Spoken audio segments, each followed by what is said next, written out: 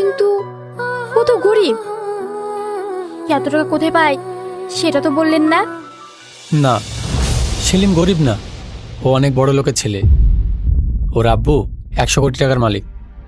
ও বুঝলাম, কিন্তু ও এইভাবে গরিবের মতো ঘুরে বেড়ায় কেন? স্যাক্রিফাইস।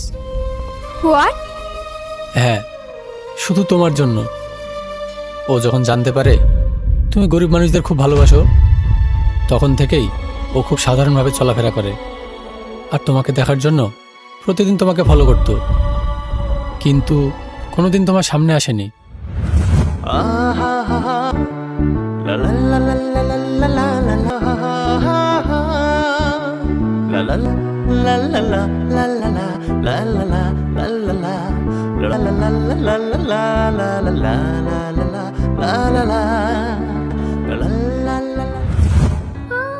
আর সেদিন তোমায় সামনে পেয়ে নিজেকে কন্ট্রোল করতে না পেরে ওর মনের কথা তোমায় বলে ফেলেছে। হ্যাঁ, ও আমাকে এত ভালোবাসে? হ্যাঁ, ও খুব ভালো ছেলে। এই যুগে ওর মতো ছেলে পাওয়া খুবই মুশকিল। ওকে তুমি কষ্ট দিও না প্লিজ, ও তোমাকে খুব ভালোবাসে।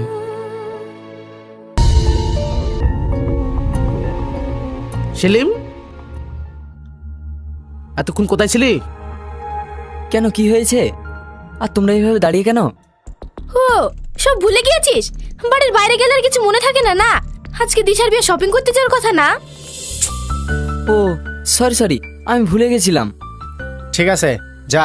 দিশা রাগ করে বসে আছে, ওকে নিয়ে